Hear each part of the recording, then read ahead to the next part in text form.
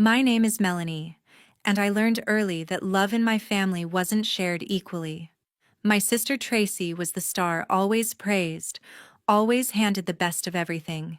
Me, I was the afterthought remembered only for chores or to make Tracy look better.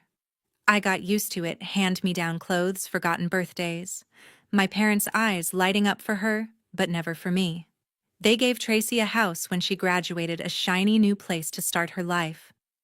My gift, a $5 lottery ticket tossed my way like a joke. But that lottery ticket changed everything. If you've ever felt invisible in your own family, hit that subscribe button and join me on this journey.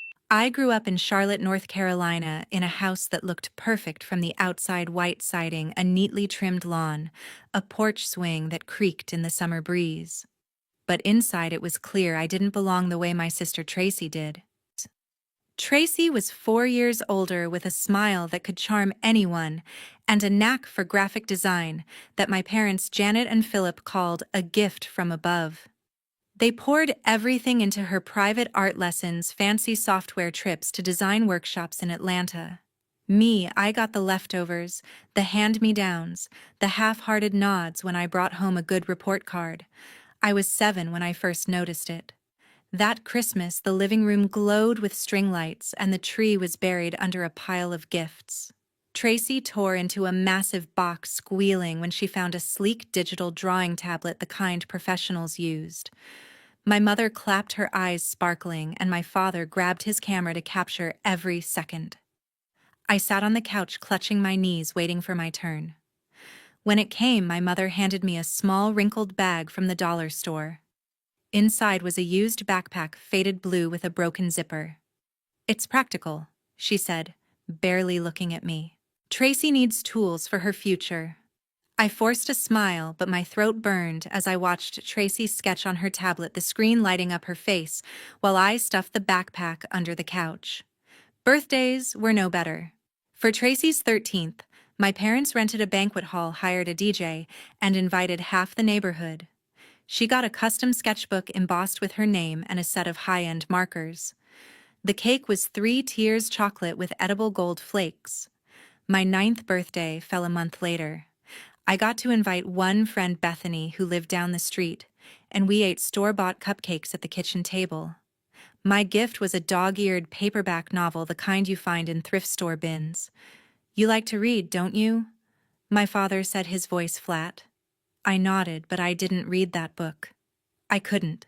It sat on my shelf, a reminder that I was always second best. Bethany was the only one who seemed to notice. She was my best friend even back then, a scrappy kid with messy braids and a laugh that made everything feel lighter.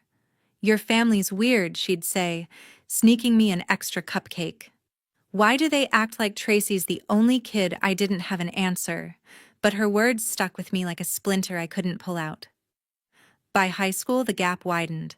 Tracy was a star at West Charlotte High, winning art contests and getting her designs printed in the school paper. My parents framed every certificate, hung every sketch on the living room walls. I wasn't bad at school: straight A's in English, a knack for writing stories, but my achievements were invisible. Once I won a short story contest and showed my mother the certificate. She glanced at it, then said, "That's nice, Melanie, but Tracy's portfolio is what colleges care about." I folded the certificate and never showed them anything again. The summer before my senior year, Tracy graduated high school. My parents threw a backyard party complete with string lights, a catered buffet, and a banner that read, "Tracy's Bright Future." They gave her a brand new laptop, top of the line, for her design program at UNC Charlotte. I helped set up the tables, carried trays of food, smiled when relatives asked how I was doing. No one asked about my plans, and I didn't expect them to.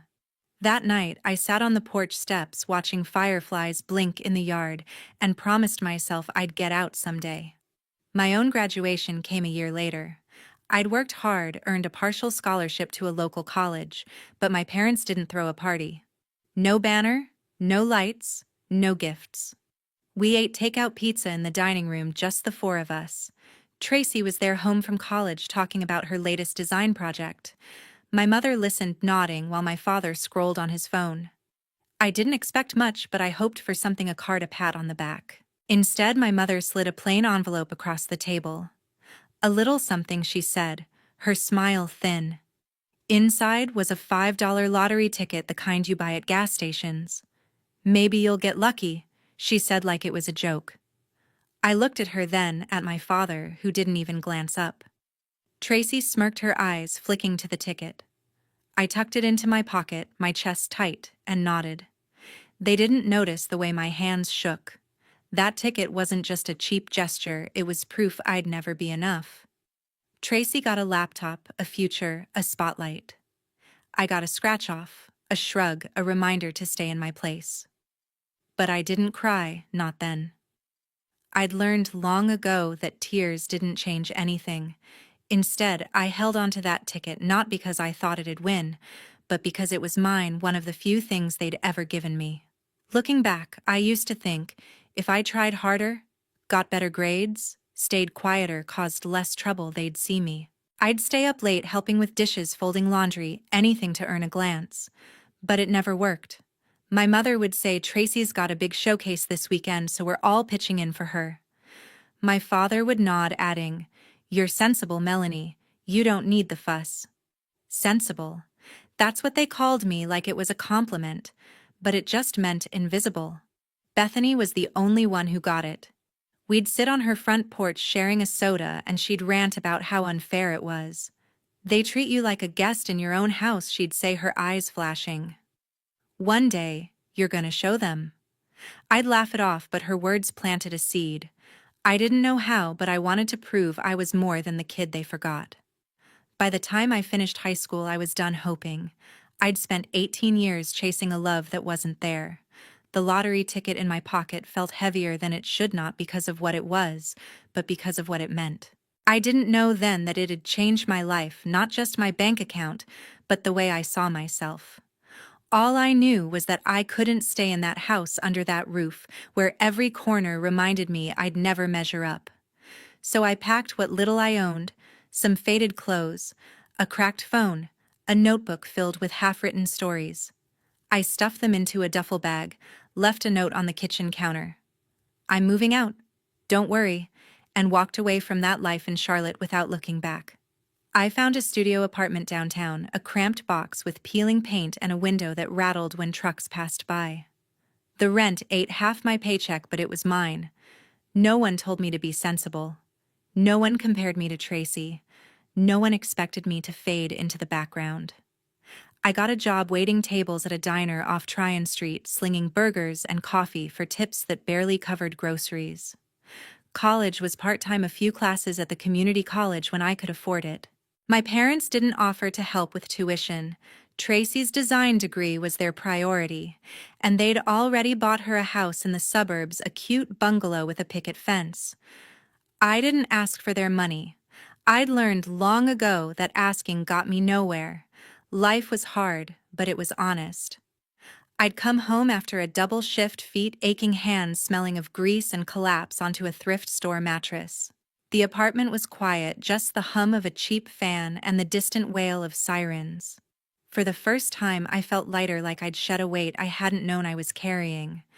My family didn't call, didn't text. The group chat, where I was still technically included, was all about Tracy, photos of her new house, her latest design project. My mother's gushing captions, like "so proud of our star."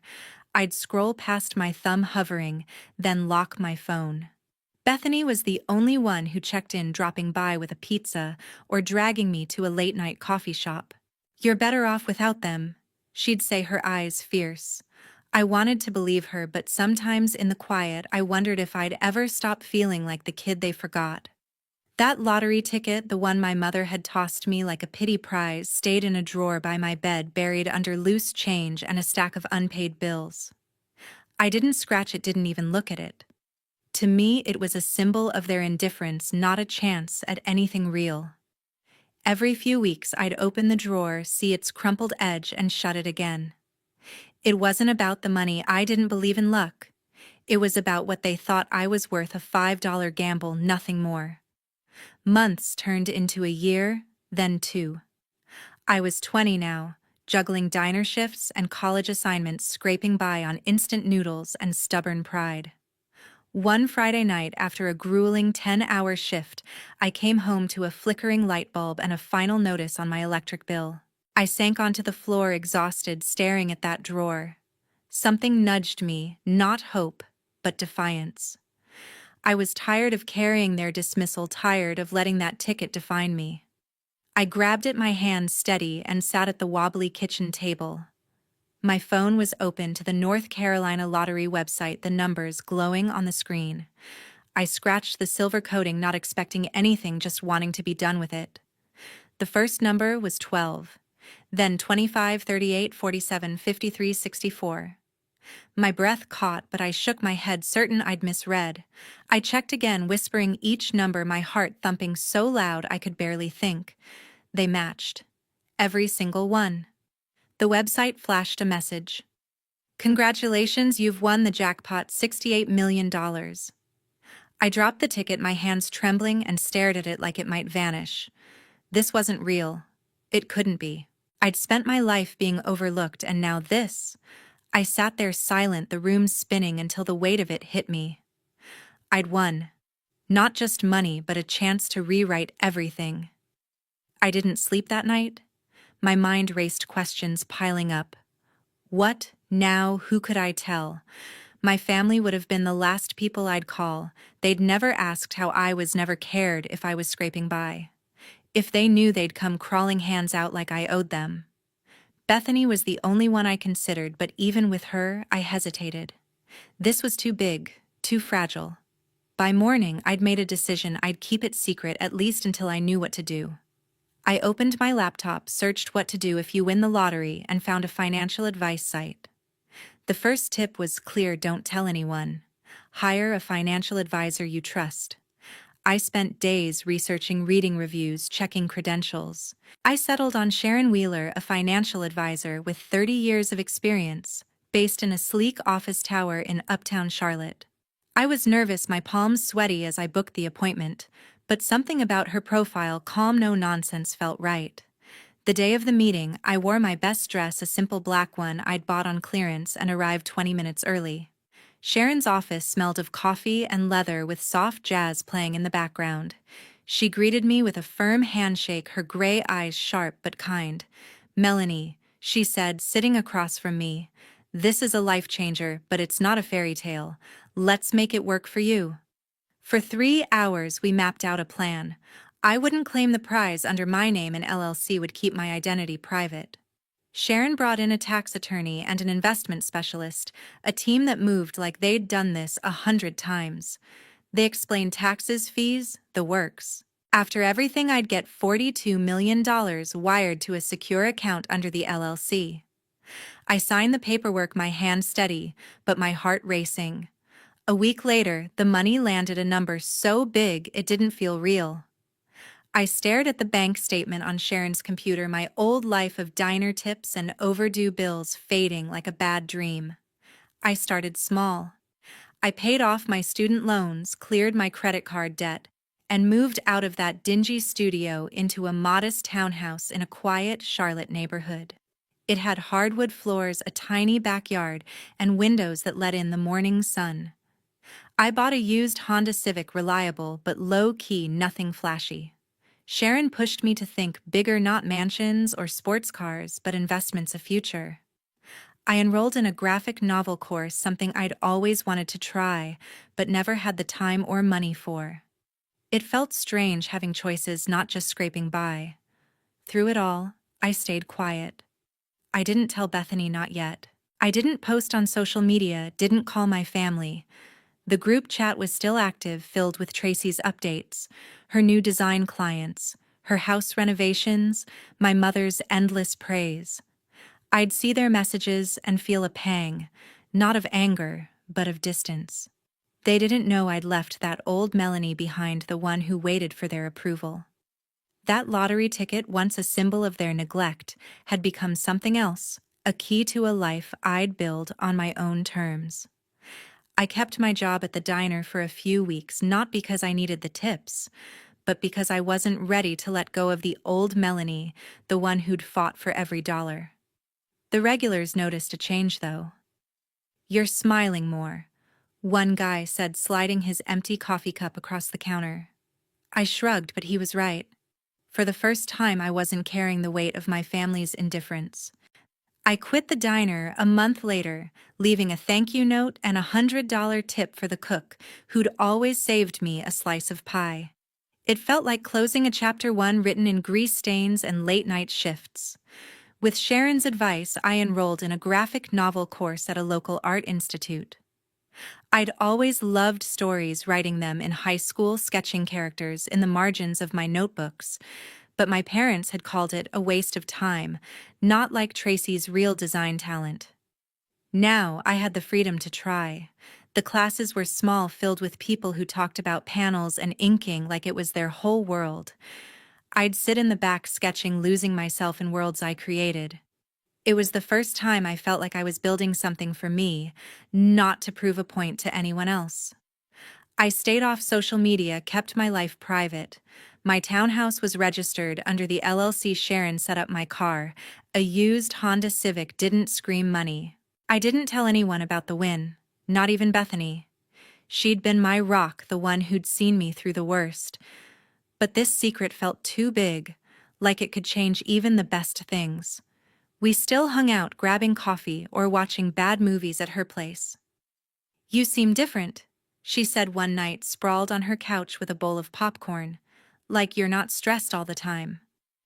I laughed it off, said the diner was just slow, but her words made me nervous.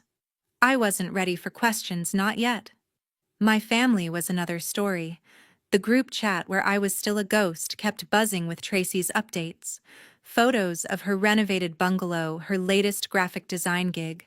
My mother's captions, like Tracy's "killing it," filled the screen.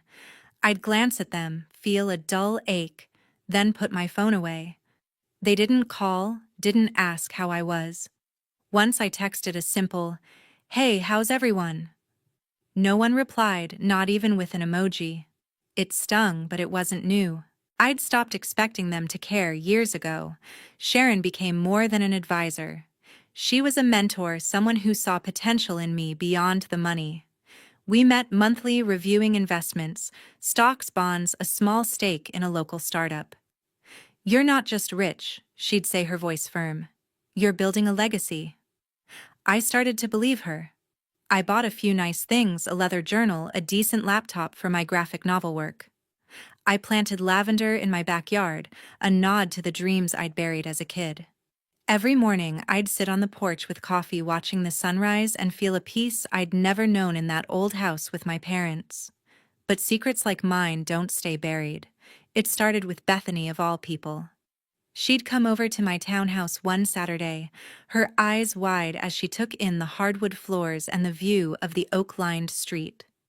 "Mel, this place is gorgeous," she said, running her hand over the kitchen counter. "How are you affording this on a diner paycheck?" I mumbled something about savings and a side gig, but she didn't push. I thought that was the end of it. A week later, she was at a bar with some coworkers chatting about me, nothing malicious, just proud. "Melanie's got this amazing new place," she said, according to a friend who overheard. "She's doing better than any of us."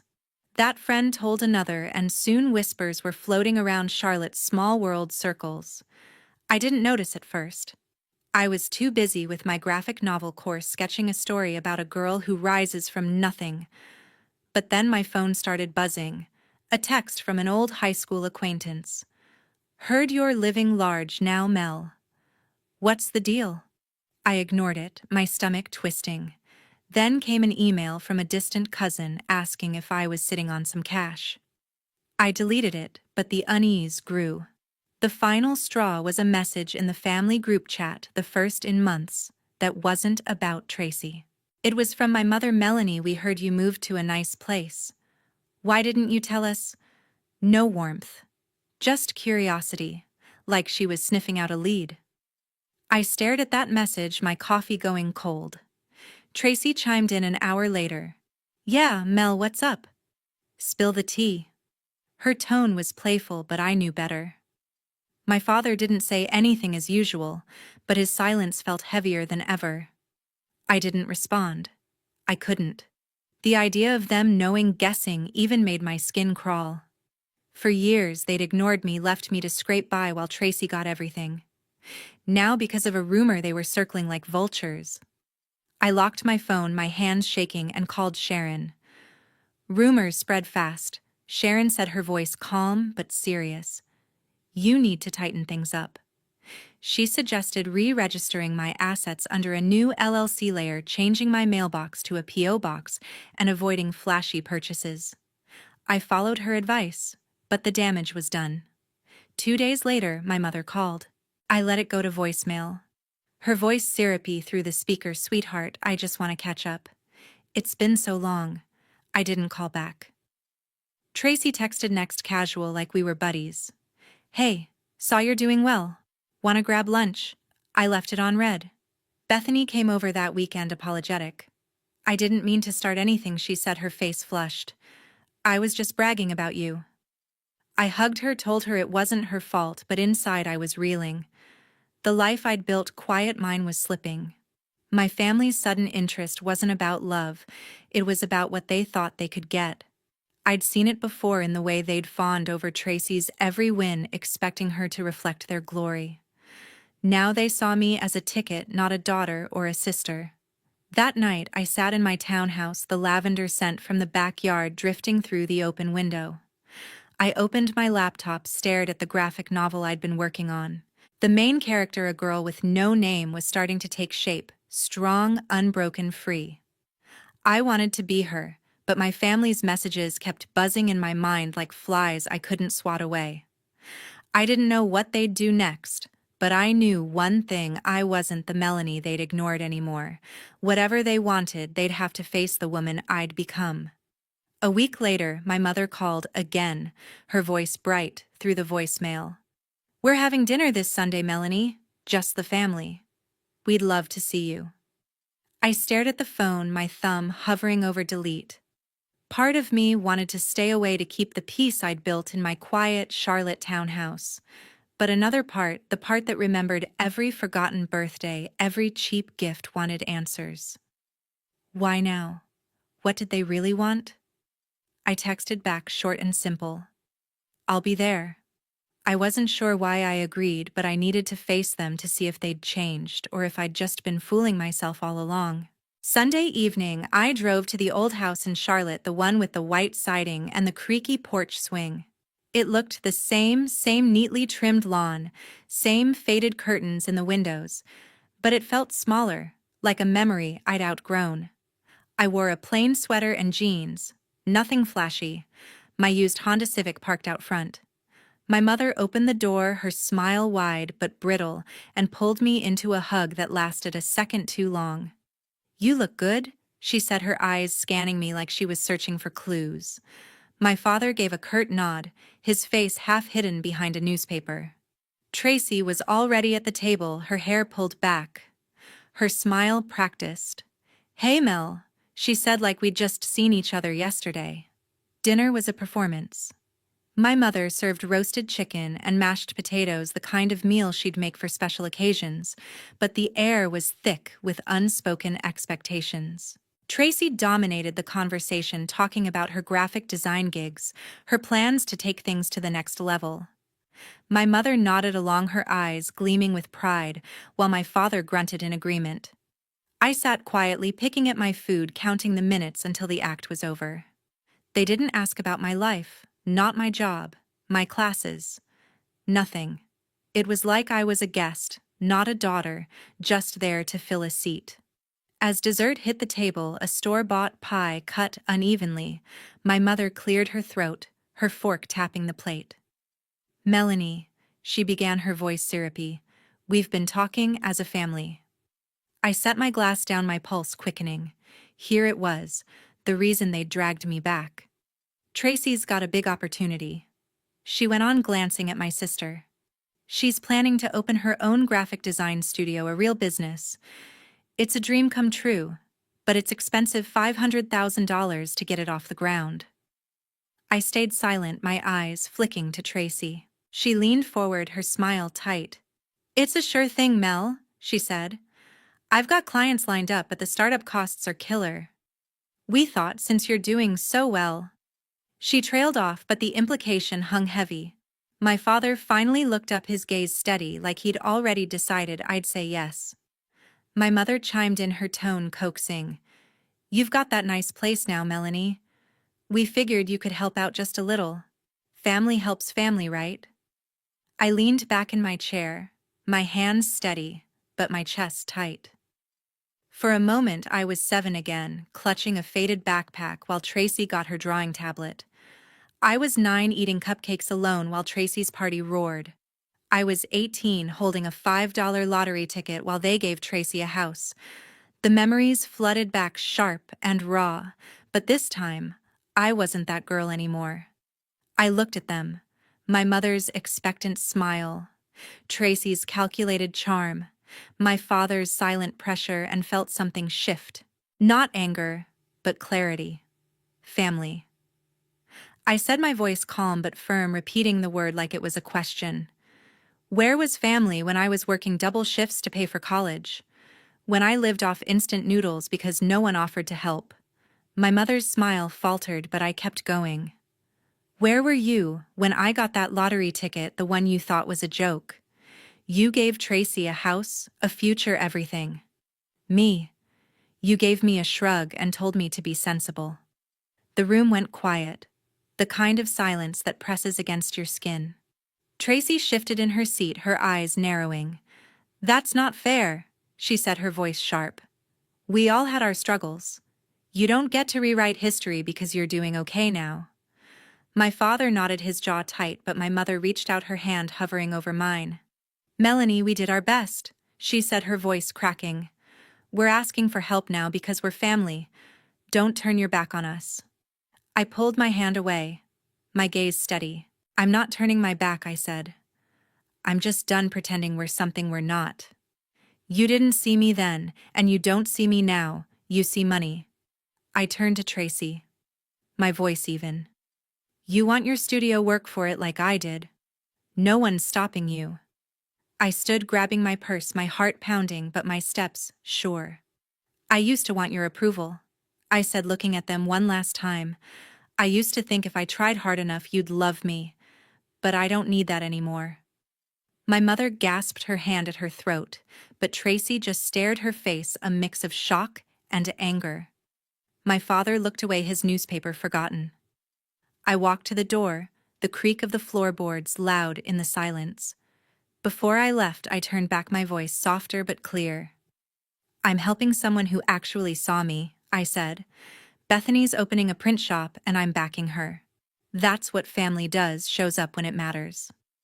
I stepped outside, the cool night air hitting my face. The porch swing swayed gently, a ghost of the past, but I didn't look back. I got into my car, the engine humming as I pulled away from the house that had never been home. My hands gripped the wheel, not from fear, but from a strange relief. I'd said what I'd carried for years, and it felt like shedding a skin I'd outgrown. They wanted $500,000, but what they got was a truth they couldn't ignore. Driving back to my townhouse, I thought about Bethany. She'd been there through every low, bringing pizza when I was broke, listening when I felt invisible. She didn't know about the lottery yet, but I'd tell her soon, not just because I trusted her, but because she'd earned it. I'd help her open that print shop, not to prove a point to my family, but because it was right. They'd called me sensible, but they didn't know what I'd built, a life where I chose who mattered where. I wasn't defined by their neglect. When I got home, I sank onto my couch, the lavender scent from the backyard drifting through the window. My phone buzzed, another text from my mother, "Melanie. How could you say those things?" I didn't reply. I didn't need to. For the first time, I wasn't running from their expectations or chasing their love. I was free, not because of the $68 million, but because I'd finally seen my own worth, and that was something they'd never take away. I told Bethany about the lottery the next week, sitting in her cramped apartment over takeout tacos. Her eyes widened, her fork frozen midair. $68 million, she gasped, then laughed, pulling me into a hug. Mel, you're insane for keeping this quiet. I explained everything, the ticket Sharon, the LLC, and my plan to help her open a print shop. Bethany had been there when I had nothing, sharing her last dollar for coffee when I couldn't afford it. Now I could give her the chance she'd never had. You don't have to, she said, her voice soft, but I shook my head. Your family, I told her, meaning every word. We spent hours sketching out ideas for her shop, a small space downtown where she'd print art for local creators. By spring, I'd quietly funded it $200,000, no strings attached. Watching her sign the lease, her hands shaking with excitement, felt better than any win I'd ever imagined. My own life took shape too. My graphic novel course turned into a passion I hadn't expected. I poured myself into a story about a girl who builds a world from ashes, her strength drawn from scars no one else sees. My instructor saw potential, connected me with a small press in Raleigh. 6 months later, my first graphic novel hit local bookstores. Its cover, a girl standing under a burning sky staring back at me from shop windows. I didn't tell my family. Their approval, once the only thing I'd craved, didn't matter anymore. I was writing for myself, for the readers who'd find something in my pages, not for a house that never saw me. Sharon helped me keep my wealth grounded.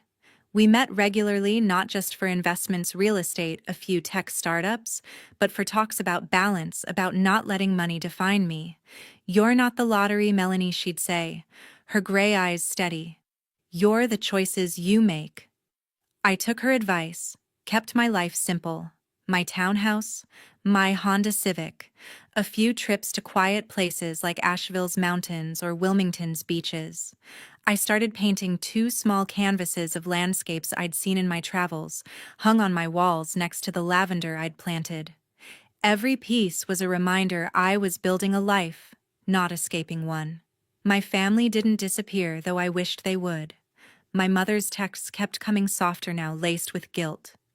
We miss you, Melanie. Let's talk. Tracy sent an occasional message, less demanding, more careful. Saw your book in a store. Didn't know you did that. I didn't respond, but I didn't block them either. I wanted to see how far they'd go, how long it'd take for them to realize I wasn't coming back to their script. My father sent one email, short and stiff. Your mother's upset. Call her. I archived it untouched. But then, a month after the dinner, a letter arrived, handwritten in my mother's careful script. We made mistakes, it read. I see that now. You're still our daughter. I folded it, tucked it into a drawer with old receipts. It wasn't an apology I trusted, not after years of being invisible. Tracy surprised me most. I heard through a mutual friend she'd started freelancing more, taking on smaller clients to fund her own studio. She didn't ask me for money again, didn't mention the $500,000 they'd wanted. Part of me wondered if my words at that dinner had sunk in, if she was finally stepping out of the spotlight my parents had built for her. I didn't reach out. I wasn't ready to forgive, not when the scars of their neglect still lingered, faint but real. I kept my distance, meeting my family only at holidays. Thanksgiving, Christmas, where I'd show up for an hour exchange, polite words, and leave before the old patterns could creep back. I'd smile at my mother's cautious hugs, nod at my father's gruff hellos, trade small talk with Tracy about her work. But I didn't stay long. My real life was elsewhere in the pages I drew, the mornings I spent sipping coffee on my porch, the evenings laughing with Bethany at her new shop. She'd named it Ink Haven, a nod to the art we both loved. Watching her hang the sign, her face glowing with pride, I felt a warmth I'd never known in that old Charlotte house. One crisp fall day, I drove to a comic convention in Durham, my graphic novel featured in the indie artist section. The convention hall buzzed with people, their voices blending with the hum of excitement. I stood at my booth, my book stacked neatly beside me, watching strangers flip through its pages. A teenage girl, maybe 16, lingered longer than most. This story, she said, clutching a copy. It's like you get what it's like to feel unseen. I smiled, my chest tight with quiet joy. I do, I said simply, signing her book. No one took photos, No one clapped. But that moment, her words, her eyes meant more than any praise my family could have offered. After the convention, I stopped at a cafe nearby, my leather journal open on the table. I sketched a new character, a woman who'd learned to stand tall without needing anyone's light, but her own. My phone sat silent. No texts from my mother or Tracy, and I was okay with that. I'd spent years chasing their love, believing I was less because they gave me less. But now, with $68 million and a life I'd built from scratch, I knew the truth. My worth wasn't tied to their approval. It was in the stories I told the people I lifted up, the peace I'd found. My family had given me a $5 lottery ticket thinking it was nothing. But that ticket and the choices I made after showed me who I was, a woman who didn't need their validation to shine. Tracy might keep designing, my mother might keep writing letters, my father might keep his silence, but I was done waiting for them to see me. I saw myself, and that was enough. Months later, I took a trip to Savannah, staying in a small inn by the river. I walked cobblestone streets, watched fireflies dance at dusk, and wrote new stories in my journal. My life wasn't loud or flashy, but it was full of mornings painting, afternoons, helping Bethany at her shop evenings, dreaming up worlds no one could take away. I'd learned to set boundaries, to choose who got to share my space. My family was part of my past, but they didn't define my future. I'd taught them a lesson, not with anger, but with the life I lived, the one I'd built with my own hands.